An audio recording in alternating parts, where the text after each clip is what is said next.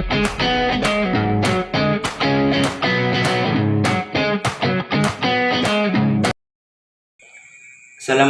warahmatullahi wabarakatuh.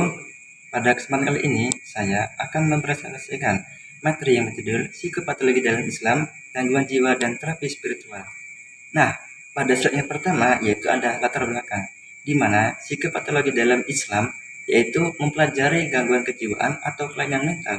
Seperti dalam Islam yaitu ada gangguan jiwa tidak hanya dipahami secara medis atau terapi spiritual, dan banyak sekali kasus seperti depresi, stres, kecemasan yang berakar dari lemahnya iman atau jauh dari Allah.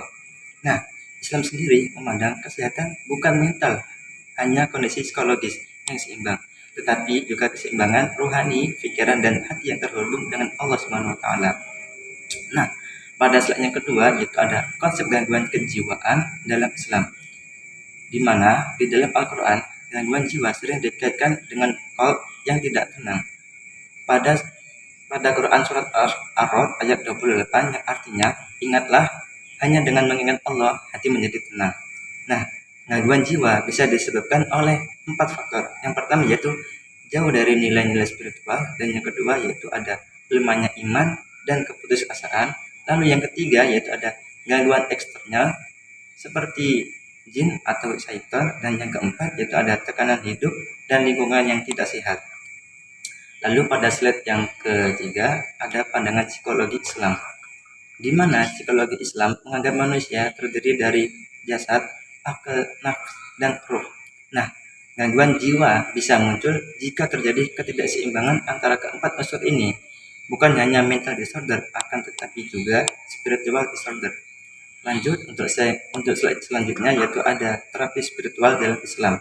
Nah, berbagai bentuk terapi Islam yaitu ada 5 cara. Yang pertama dengan zikir. Nah, zikir tersebut yaitu bisa menenangkan hati dan meningkatkan fokus spiritual. Lalu yang kedua yaitu ada doa, di mana doa adalah komunikasi langsung dengan Allah tanpa adanya halangan suatu apapun. Dan yang ketiga yaitu ada sholat, yaitu sebuah bentuk meditasi spiritual yang menurunkan stres dan kecemasan.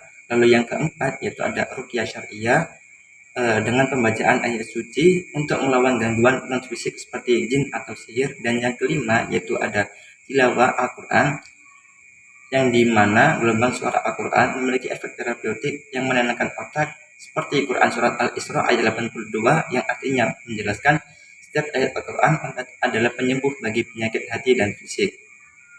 Nah, pada slide selanjutnya yaitu ada contoh kasus, di mana seorang remaja mengalami stres berat karena tekanan akademik.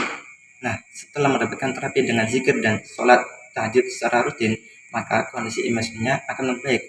Dan hal ini menunjukkan bahwa spiritual healing dapat menjadi pelengkap psikoterapi modern. Nah, untuk yang terakhir yaitu ada kesimpulan. Untuk kesimpulannya sendiri saya ambil secara ringkas, yaitu psikopatologi dalam Islam memandang gangguan jiwa bukan hanya masalah medis, tapi juga spiritual. Nah, ketenangan jiwa akan tercapai jika manusia menjaga hubungan dengan Allah. Terapi spiritual seperti zikir, doa, sholat, dan ruqyah adalah bentuk psikoterapi Islami yang terbukti memberi efek positif terhadap mental dan emosi. Nah, sekian presentasi yang saya sampaikan. Semoga bisa bermanfaat bagi kita semua. Wassalamualaikum warahmatullahi wabarakatuh.